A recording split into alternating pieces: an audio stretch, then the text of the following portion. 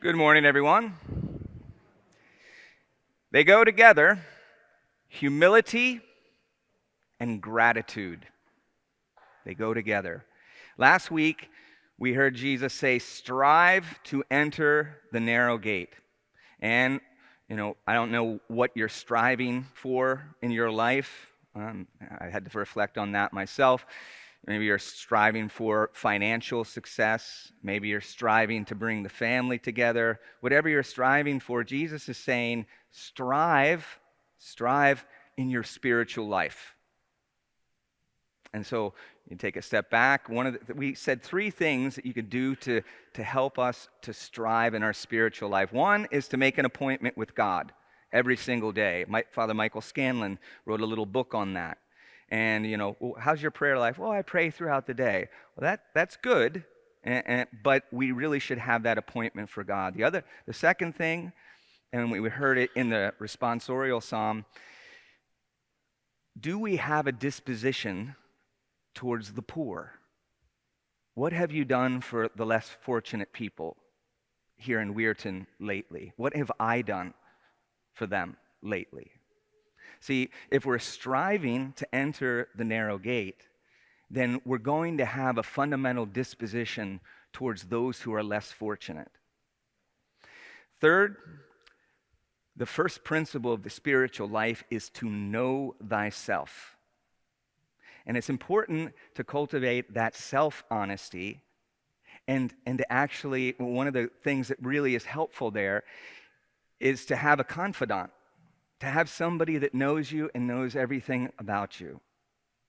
A faithful friend is a sturdy shelter, and the one who finds one finds a treasure.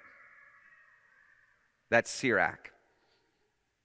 So if you don't have a friend like that, then you have confession, where you can go and you can open your heart and invite God into every part of your heart. But without that self-honesty, then we're not going to be striving to enter the narrow gate. So there we go. Now, today, they go together, humility and gratitude.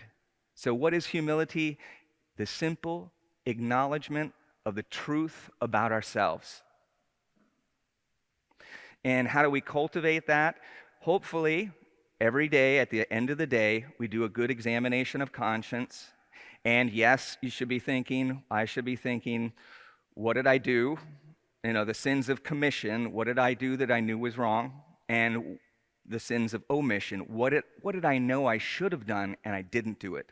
So, yes, that's part of the examination of conscience. But I remember a priest who visited at the seminary when I was in formation, and he said that a part of that examination of conscience needs to be a disposition of gratitude, so that once you've finished this portion, humility will find a new place when we look at these things. How have I been sanctified today? See, sanctification is taking the gift that God gave us and unfolding it. So none of us earned our salvation. It was given to us in Jesus Christ. That's called justification. God justified us through Jesus Christ in our baptism. So we've been given the gift and the power of the Holy Spirit. Now we're to be sanctified. That is to say, we take that gift, we open it up every single day, and we give it back. How have you been sanctified today? So you get to the end of the day and you think, well, what did I do today that used my gifts and talents? What did I do today that lifted other people? Remember, a good sacrifice will bring forth life in others and in ourselves. How have I been sanctified? How have I related to people? You realize that, well, there's a special gift that we have in baptism where we are the children of God. But every person is created by God, whether they're baptized or not. They're made in the image and likeness of the Holy Trinity, a perfect communion of persons. Do I relate to people, or did I relate to people today as a son or a daughter of God? So it's interesting what Jesus, he told this story, the parable, to this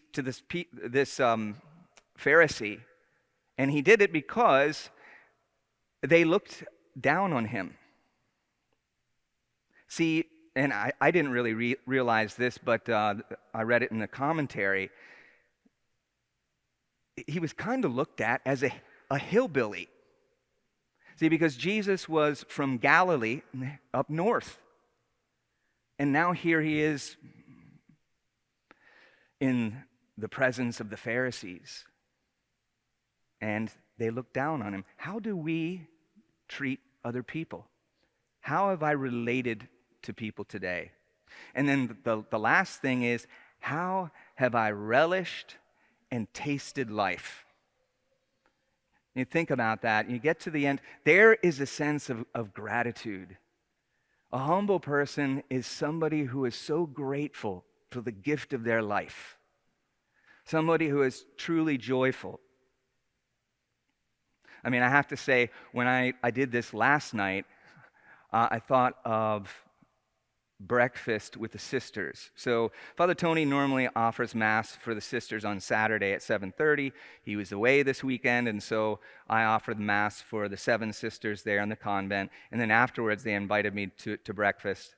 And we sat around that table, and we talked, and we laughed and laughed and laughed.